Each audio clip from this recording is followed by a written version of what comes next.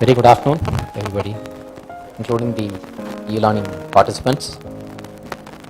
I hope you have all attended this examination we are in this. I'm sure that this has helped you in revising what are we went through the previous weeks. That's the purpose of it. Not to have a very strict evaluation of whatever is taught. The reason is today any program we conduct, unless there is an evaluation there as part of it, people take it seriously. And at the end of the day, we want everybody to start using this. That is the main purpose. That's why we have kept all this, including the final that we also have as part of it. The essential crux of this entire program is going to be this project. That's why we have now given you the list of about 8-9 project topics, right, which has been already circulated to you. So we have chosen about 9 topics, and whichever you feel you are comfortable with, you can choose any one project, right? Because the idea behind this is you start applying the concepts of this quality related things, and if you really look at it, all these are relating to use of quality tool or quality assurance program. This is a typical one which people who latch on to NABH processes subsequently will have to put in place in their organization. So that's why we thought this would be useful tool also for you to start working on such a project. Secondly, it will also be useful to the organization where you are working, right? And third one, you also learn out of this on the quality assurance and quality related aspects, practical aspects. What we expect out of this is, number one, first you select your topic, which is very essential, and try to have that confirmation given at the earliest today itself, right? And if somebody needs some more time also, it's better, because since we have already circulated, I think the decision making should not be a problem. Today itself we can give the topic selection from your side. We look at the project evaluation, we have given some broad guidelines.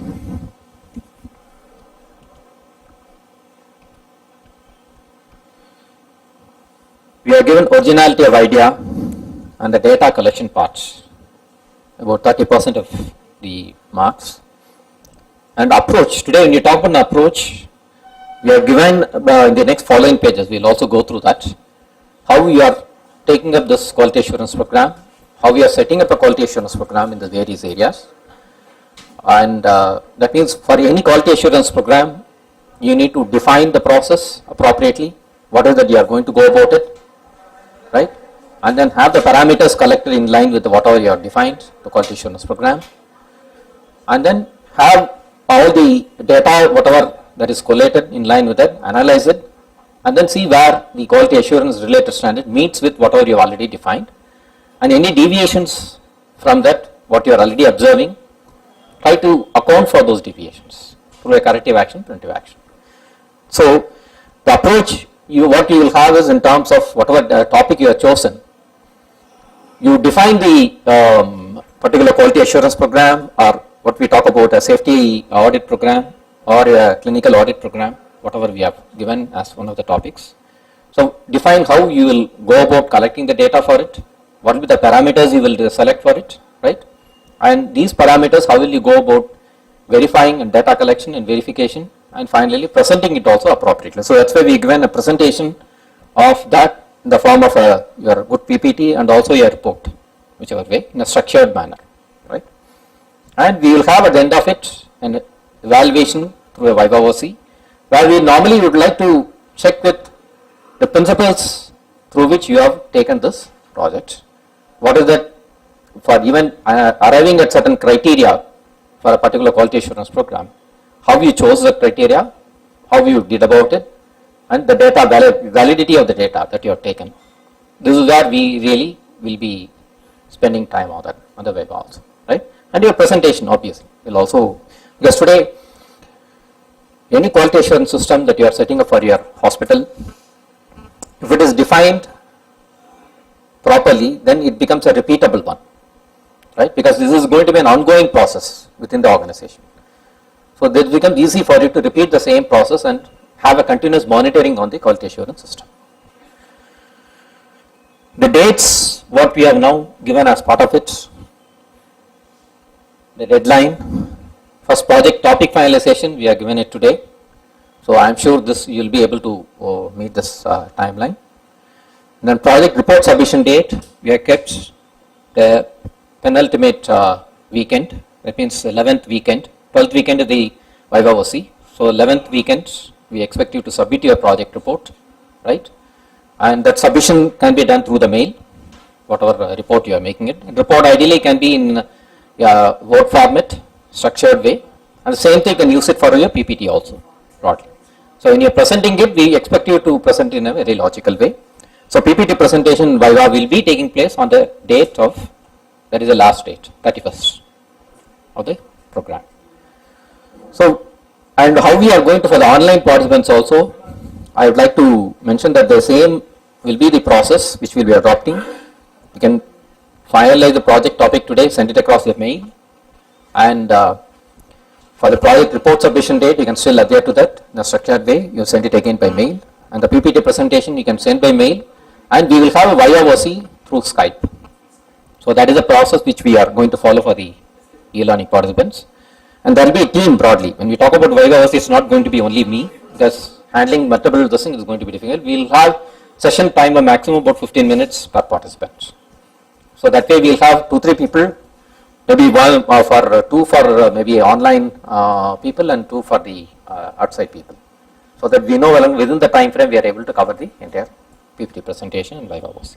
So that is going to be the structure we are going to adopt.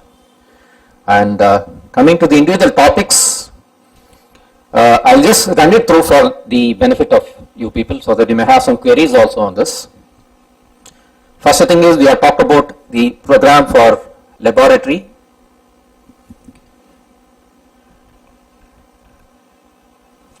So where we talk about a quality assurance program for the lab, where we expect you to identify, because we are talking about a pathology test, very specifically we are given. So I'm sure many of the hospitals where the people are already working, you will have an opportunity to see if, again, this topic can be selected by a person who is already well versed in laboratory related practices. Because ideally I would suggest a person who is well versed in this lab related practices to take this up. Otherwise there are other options are there. So when you talk about a lab test, today any quality assurance program for the laboratory, if you look at what is the end purpose of any quality assurance program, we need accuracy of the results, repeatability of the results. So in order to arrive at these two, what are the parameters which you will choose? Because it could be equipment oriented, right? Could be reagent input raw material oriented, and third one is practice oriented. Because all these three will have an influence on the test results outcome. So we talk about defining parameters, quality parameters for each of the categories. So once you have defined it, then you know what are the parameters you are going to adhere to as part of the practices. Most of the thing will be on process parameters, because the equipments are more or less a standardized equipment, which are again where calibration becomes very important aspect if you have to have repeatability and accuracy. So we need to ensure that there is a system by which quality assurance for the equipment is already done. That means the calibration has been already done, that takes care of your quality assurance with respect to equipment part of it. But when it comes to practices, that is where we need to define how the sample will be taken, how the parameters, whatever we will be doing, the reagent related things, quality limits for your reagents or other things, specific things you can define what you are going to have in order to achieve a consistency for your reports. And then practice wise also have a defined SOPs. So because test approach is also very important. Process is where normally the variance we talk about, even for external quality assurance program, you find that the results repeatability, they check it as part of the external quality, because the same sample is given to the which is pre-tested one is given to the lab for checking the results. That means it's a pre-tested one, so they look at the practices. That is where normally most of the variations come about. Where the practices are, so that is where we talk about standard SOPs to be very clearly defined, so that we expect to be there as part of the report also.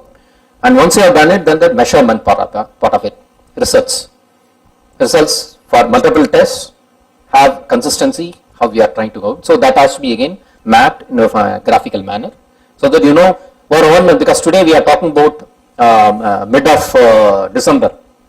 By mid of January you have 1 month you have got adequate time where you can generate sufficient data.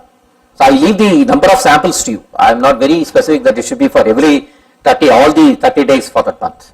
I leave it to you, but I would like to have a consistent data for that to prove that the data what you are verifying, monitoring is as part of the requirements. So that gives more validation related requirements also, right? Then the data whatever you are getting it, look out for the analysis of it, variance related, right? And then define the parameters for it, make a report, and any deviation from your set limits, whatever you talk about, find a root cause analysis. What could be either could be a handling related problems, right? Maybe reagent handling related problems, or test methodology something could have got skipped. So do a root cause analysis. What could be the variance related to broadly, right? So if you have a system like this, then you can same thing repeat over the subsequent period. This is going to be a standardized approach.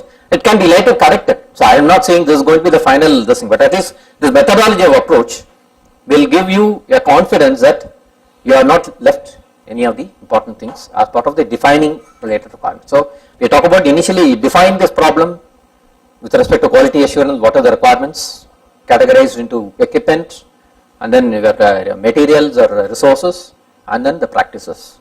Have defined the criteria. Once they have defined the criteria, you execute the test also as per the defined criteria, as per the standard SOPs what you have set it up. Then results whatever are there, try to collate the results, and then graphically plot and see the variances, account for the variances through your root cause analysis. This is going to be the normal step for all the subsequent thing what we are going to look at it, right? So the second one we talk about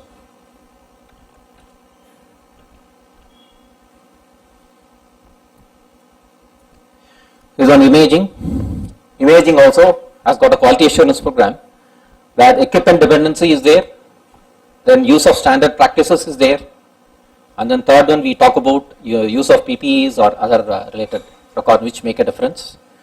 See, today these could be very well defined for even for X-ray or any other imaging equipment broadly.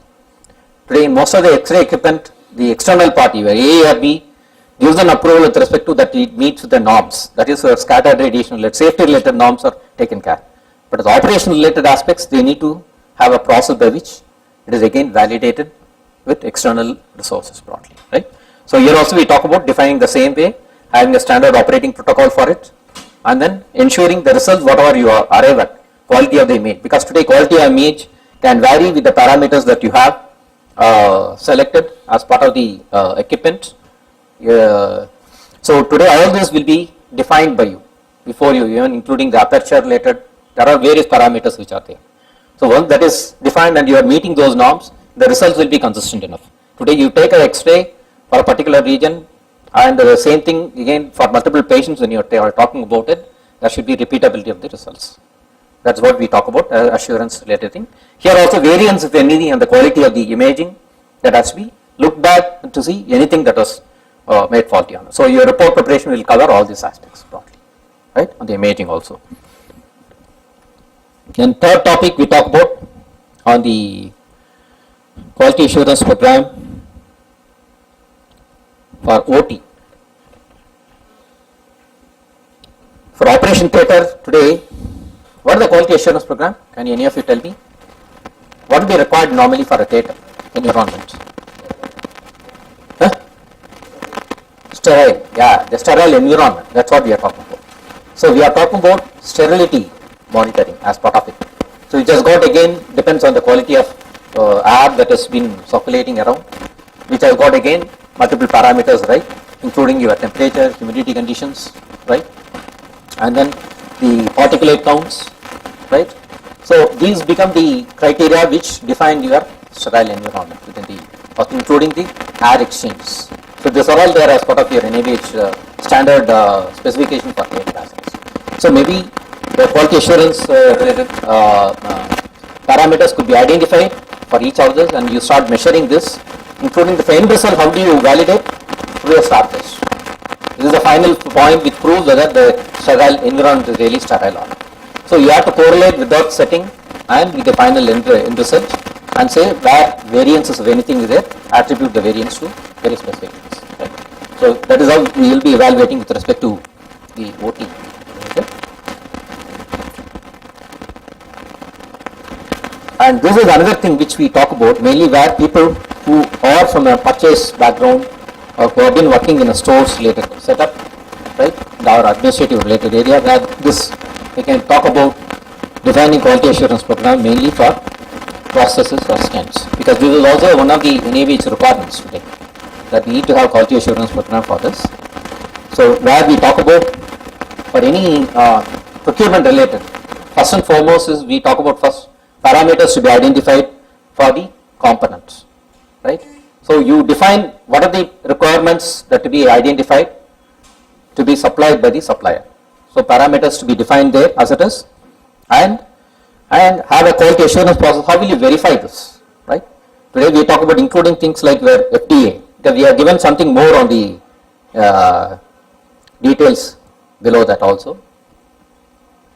We talk about defined criteria, quality requirements, consider product, vendor related things also, because today your product may be a FDA approved one, but the way how it is supplied, how it is stored, that makes much of a difference with respect to meeting the norms to be used inside the body of a patient. So that also needs to, conditions of storage also needs to be made appropriate. So that also you need to define how the supplies come through, right? And we talk about even things like physical parameters, length, shape, size, treatment, coatings. Normally these are the parameters which are given for any stent material as it is. And the sterile environment in which that has been packed, that also will be there as part of the FDA related guidelines, right? And the quality assurance certificate from the equipment supplier. This also needs to be one of the parameters to be verified, right? And then vendor analysis again, even to select the right vendor, how we should be. What are the criteria you will adopt in order to make them supply as per your specifications. So define your criteria for vendor requirements also. And then the actual supply, when it comes, start measuring whether the supply is made where as per the parameters. When you look at the physical parameters of the supplies made, and then the vendor related supplies also, whether it was made well in time, can have different parameters for supply, vendor analysis, whether those things are also meeting the norms or not, right? And look out for the certificate compliance related requirements, right? And then see whether between the actuals what you have received vis-a-vis what you have defined, variances are there. So and then you need to go back for correcting it, fine tuning it. So this is where this helps in regularizing have a good quality assurance program towards supply of these materials, right? So this is one thing which we need to look at it from more practical angle. First one we talk about is for laundry and linen. So one second. Yeah. In stores, is this the only topic you are targeting, or can there be another one? I didn't get you. So in stores, Yeah. what you're saying is to do quality assurance around prosthesis and stents. But if there is an alternate topic available to work to do within stores. Okay, fine. You just see whether that alternative, I give you that option. Because today why I chose this is one of the direct requirements of NABH. So it will be useful for you. Because the quality assurance program for stent, we talk about that supplies are made as per, and there is a follow-up is also there, because after you receive also, how you store within the hospital, that is also important. Storage conditions, usage conditions, right? All these are very important. So we try to see that those parameters are also to be observed as part of the compliance. Because today we find that even though you have received good supplies from the approved suppliers, but because you are storing it in inappropriate conditions, there is always a deterioration possible on the stent. That could be, it may not be fit enough for use on the patient. So we have to see, go up to the level of fitness towards usability. So define the parameters even for that also. So the target organization may not be in a position to do that, or may not have a desire to do that. No, because today that is today that is becoming one of the important characters, because these stents go into the body, right, of the patients. So it requires there should not be any rusting or anything. So rusting normally do not develop just like that. Either there is a tampering of the package, or it has not been stored in appropriate conditions. All this will lead to only the rusted this thing, which generally causes a lot of complications later.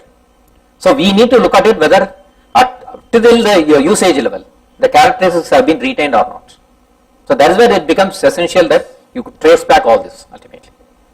Because why I chose this becomes a very important product. Other products today, I don't find so much of very strict requirements. Maybe there are some other these things are also there. Supplies today, you talk about a lot of equipment supplies are there. So many things are there. Maybe you can try to choose any other alternate product also. But define the criteria very clearly for accept. There may be gross deficiency within the process itself or that area itself, and that will be a roadblock to proceeding further. So the finding will have to. No, it doesn't matter. See, I am not looking at that's what I am saying. I am looking at the process how we are adopting. What are the criteria you are doing it? Yeah, exactly. That's what we are interested in. Because today the end results may not be acceptable in a particular hospital. It may not be working also there. But why I am looking at the methodology of approach, because today wherever you go, you can set up a good quality assurance system towards this. That's what I am more interested in, right? So go about doing that, and this definitely will require some research into the characteristic requirement. People who are already working in that area will know what are the characteristics for a typical stent. They will be able to bring it out. While we are taking it out of the way, then you need to go about, do more research on the requirements and then bring it out. That's what I expect broadly. And I am more concerned with valid data, right? That's what I am looking at as well. Fine. And next one is on laundry and linen. Even laundry and linen can have a defined quality assurance program, right? Because the purpose of any laundry and linen is to supply good quality linen to in-house, and the parameters can be very clearly defined for the linen also, and also laundering process. So today I am defining some of the, at least some extension of the ideas which I feel you can use it. See, quality parameters for laundry: soil linen, infected linen with bodily spills. Equipment parameters to be met: boiler if they are using, or your autoclaves as appropriate for each loading, the load vis-a-vis the timing which is required, right?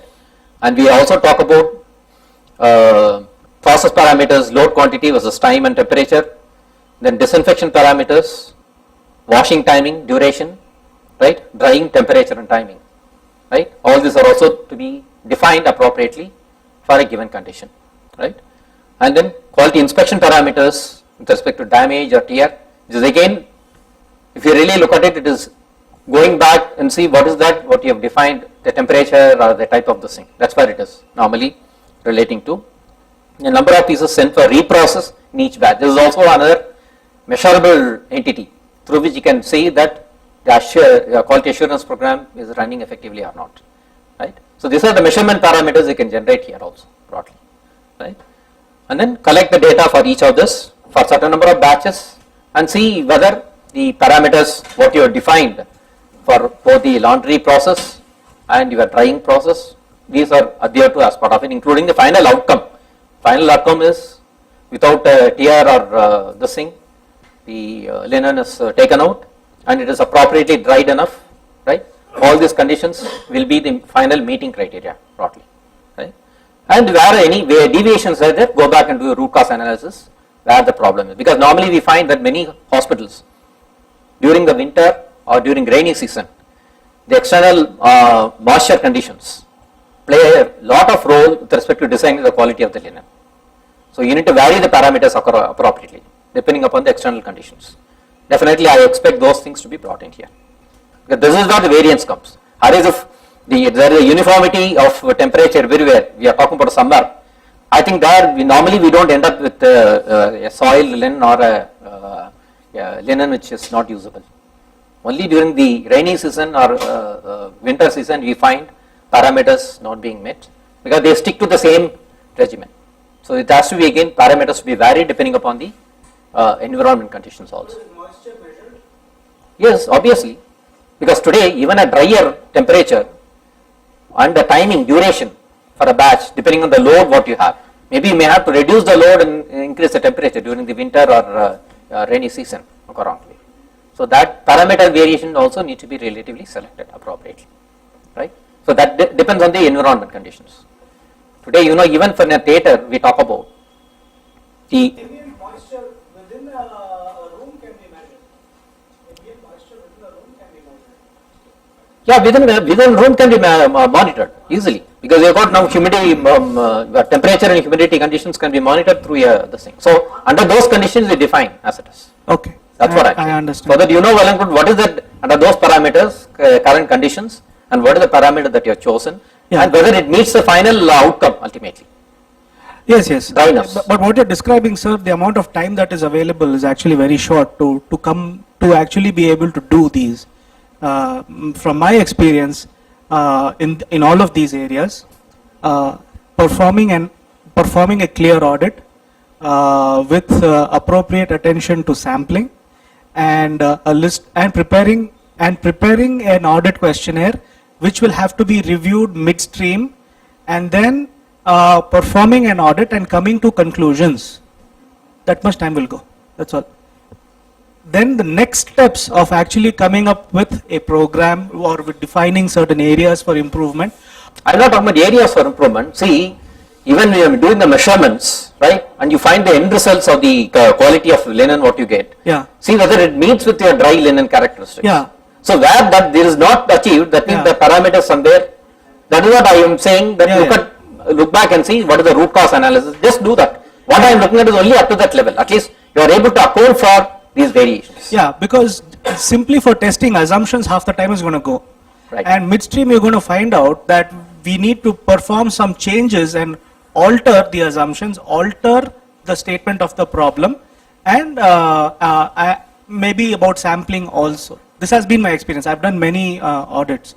For the amount of time that is given, I think this is realistically expected. No, I tell you, in a given day itself, normally in a laundry, there will be at least minimum 3 batches minimum, I'm sure. Morning, even if you take one batch, it should be more than that normally in a typical hospital.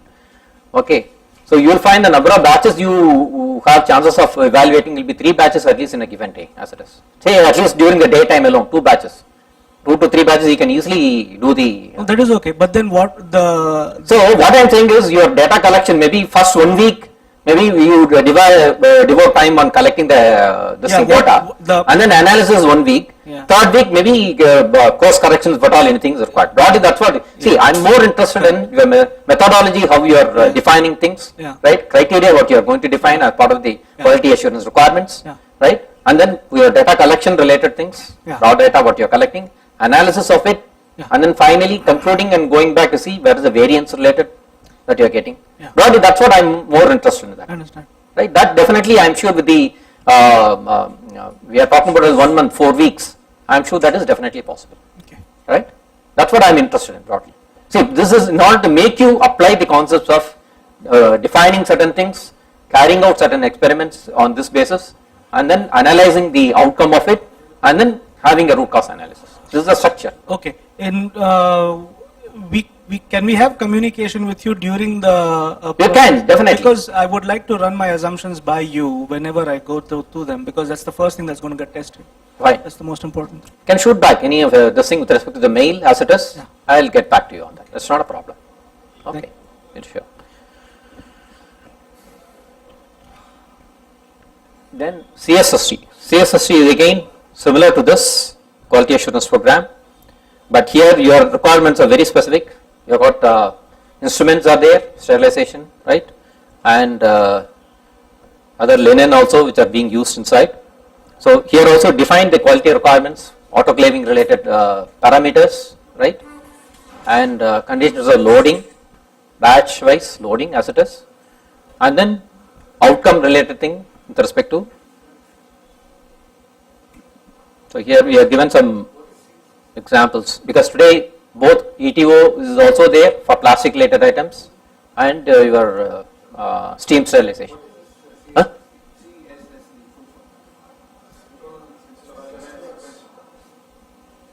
I didn't get you. Which is one? What is the full form for CSSP? Central Sterile Supplies Department. See, normally in a hospital, larger hospital will have supplies going for multiple critical areas apart from OT, ICUs and others. So you have a central department which processes everything.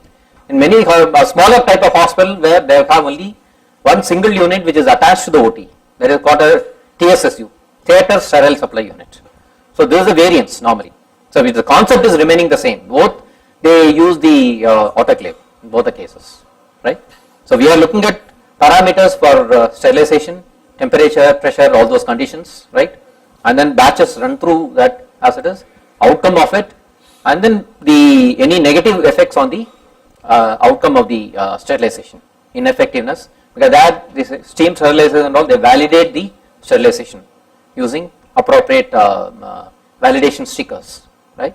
So they have got signal log, various these things are there, as biological indicators are there, chemical indicators are there. So they using that, they see the they validate the sterilization process. Today, whomsoever have been working in this area will definitely know what is to be done on this. So data collection should not be a problem, analysis also should not be a problem, and only thing is we need to account for anything that is not meeting the criteria. So set back on that, right? So define, see today where you may ask me one question, already whatever defined criteria I am getting a perfectly good output. That means your system is working fine.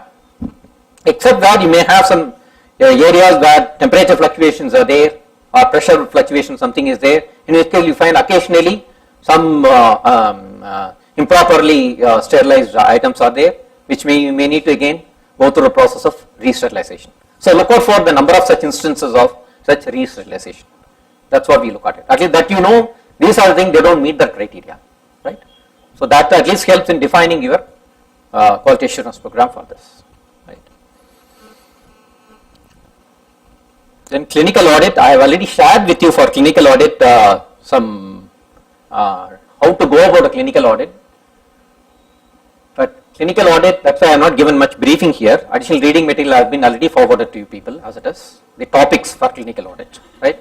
It could be any of the clinical related process, even simple things like we talk about. This could be disease based or it could be practice based. Simple thing we normally talk about for a practice based thing on a clinical audit. We talk about before any surgery consent to be taken, right? This is the standard protocol to be adopted, and standard again this consent to be taken by the person who performs the procedure. This is the requirement. So you just define this as the required criteria and see how many instances, and say the target that you need to achieve is 100% for all the cases that go through surgery should have been following this process. That is the criteria. So now you look out for actuals, how many such cases have got deviations as it is, and see why that deviation came about, analysis of it. So this is could be a very good, this very simple example I have shown. Various criteria, the whatever leaflet or the additional reading material I have given you gives several options of topic. Normally clinicians would prefer to have any other topics also. So I have given that option to them, they can choose any of those topics which are apt enough for their hospital, right? And next one is a nursing audit. For that also I have sent some sample requirements already. It all follows again similar thing. In the nursing thing we talk about care that is being given to the patients, how it has been defined very clearly, what are the things to be done about as part of it, and how many such cases where deviations were there observed as part of that, because it talks with right from the initial assessment, patient assessment and reassessment of appropriate intervals, medication related things. All these things are appropriately again to be entered in the respective nursing records also. So deviations, anything that is happening, all could be measured as part of the audit, and then account for it why these deviations have happened, right? Do a root cause analysis and find out over. Most of these audits will pinpoint to a very simple fact that either nurses are not adequately trained, or due to various lack of time they cut short certain things. So you will find a lot of causes coming out of it as it is. So how you will be able to plug those gaps so that the future next set of audit don't repeat. At least one set of audit will be adequate enough proof for us, right? Yeah. So the audit objective will be in this or the other cases also will be narrowly defined. Will be narrowly defined. Yeah. It will not be broad, because for the amount of time available. And yeah, for that is the sake right. of, whichever you can do, because today even for a clinical audit, normally a hospital which has been regularly doing it on a disease based one, okay, it depends on once in 3 months they try to do one clinical audit as it is, right? So and where you are having a simpler thing, as an example which I have told you, this can be easily done on a very short term also, right? So that can vary depending upon that you can choose the right topic broadly, right? And today in a hospital, because these you will go back based on the again the medical records, right? An audit of the medical records will reveal for that whether this has been followed or not, particular regimen.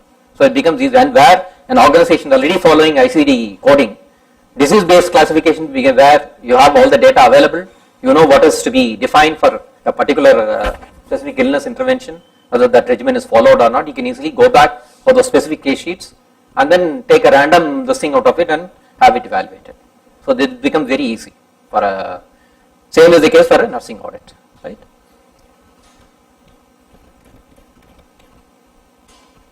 Then the safety audit, which I have talked about. Safety audit, normally we know whichever areas in the hospital you have got safety issues, right? Right from the patient entry point, the OPD area, where areas wise the safety requirements vary. Particularly if we talk about vulnerable patients, safety requirements are specific, right? We talk about providing even access part of it for vulnerable patient, people on wheelchair, and other vulnerable patient, elderly patients on the toilet related grab bars, right? We talk about various safety measures including the bed, side railing, use of side railing for pediatric cases. So lot of patient safety related requirements which you can define for within the hospital. So this definition becomes one of the important thing criteria, and out of this how many such cases people were using this, for even simple things like use of your safety belt while patient is being transported, right? This is also becoming one of the safety related requirements. So the criteria once defined, then it becomes easier to monitor how many such cases these things were monitored very closely, were followed also very closely. It also includes things like your, as part of safety audit, things like use of hazardous chemicals, how it was being misused. Normally we talk about any hazardous chemical, labeling is a very important aspect, right? Today how these are being misused. So you can have even select maybe 2-3 different areas, define the safety parameters in that specific area, and then look out for adherence to these as it is. See, normally any audit system we talk about looks out for deficiencies in the practices, and not only that, we look out for the root cause analysis of it, why this was overlooked. Even we talk about whenever there is a housekeeping, whenever they are mopping the floor, there is wetness on the floor, they are supposed to use suitable caution boards. How many instances they have been using it? You could find plenty of such instances for defining even your safety requirements, right? Including your fire related things, safety, electrical hazard safety, where you are supposed to have rubber mat below each electrical panel. How many instances this has been violated as it is? You can have several things as part of the requirement. Narrow down to very specific parameters and do the evaluation. Don't have it too broad, then it will be very difficult for you to collate data across the hospital.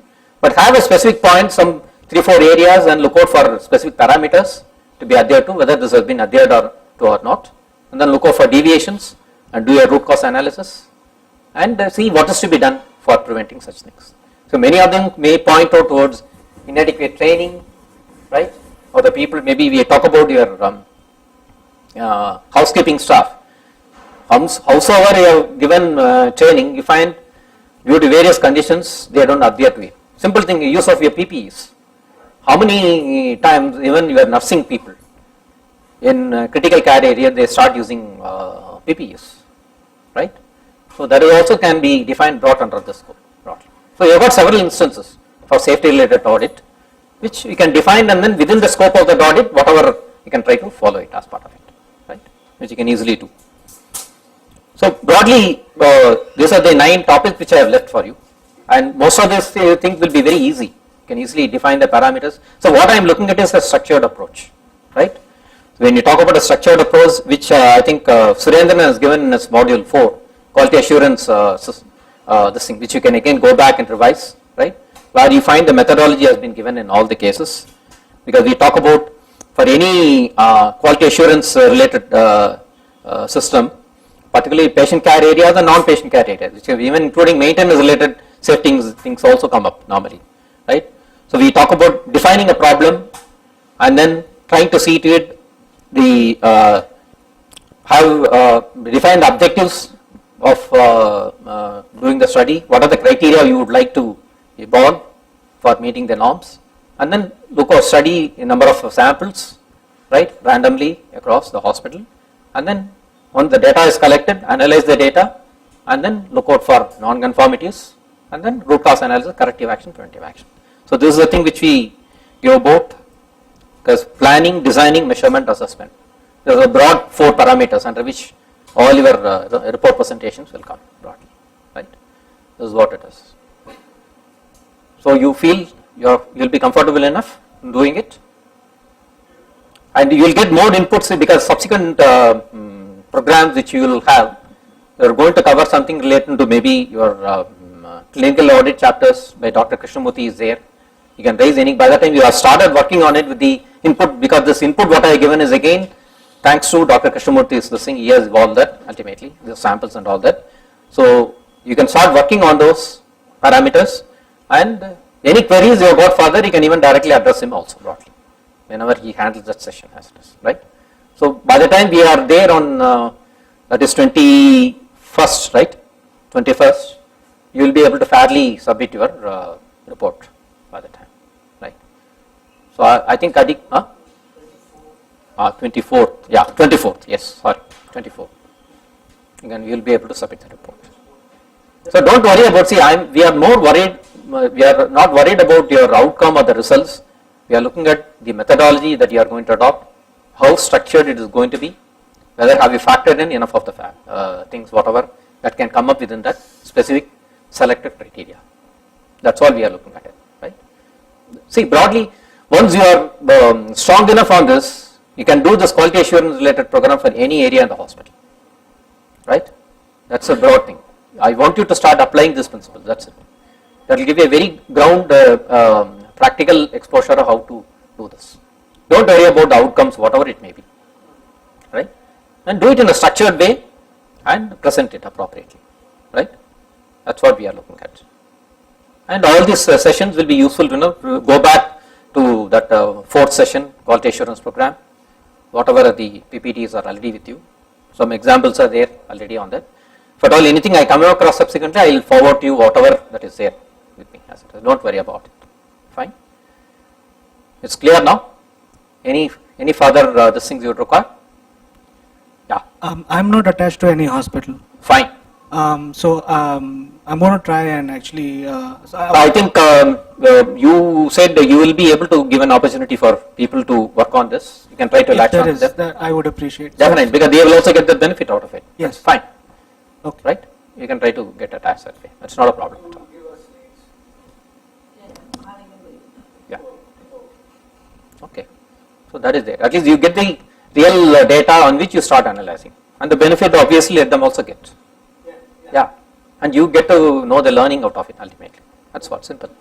The purpose should be, it should meet both the hospital where you are working, if you are not working, wherever you can derive it out from. That's it, broadly. Right? And at least by this, I am sure, whereas the hospital where you are already working is working, going towards NABH also, at least these critical areas you are already setting up a trend for it ultimately. It will be useful for the hospital. Right? Good. Thank you. Thank you so much for your patience. Any other queries that are there from the online? Any? Nothing is there. Okay. They can send by mails. In fact, what I am saying is during the intervening period, only thing I request all of you to finalize the project topics and send it across by mail to the administrator. So once the topic is frozen, I will expect all the report, everything on those lines. Yeah. The name of the institution which we have selected. That also can be there in the report broadly. Broadly in the report that can be there, which We just have to know which category we have selected. exactly. That today I want only the topics that you have chosen. That has to be frozen today. Then you start working on it broadly. So only the high level topic. Only Yeah, the topic number, whatever is topic number and the description. The first one which we went about. No?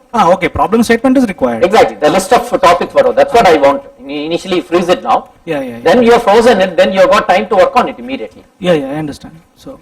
I'm sure you will not come across a situation where halfway through you go through and then you want to change a topic. I don't think that will not, because right now you decided. That's why we have given you adequate time to zero in on a project which you feel will be comfortable with. That's what I'm saying, right? Please do that. Thank you. Thank you all of you, both the online participants, and I wish you all the best. I think we have received the responses from all of you, both the online people also, and outside also we have received the data, and 4 are taking the test at different times. We will evaluate it and give you back your feedbacks also on this, right? Thank you all of you.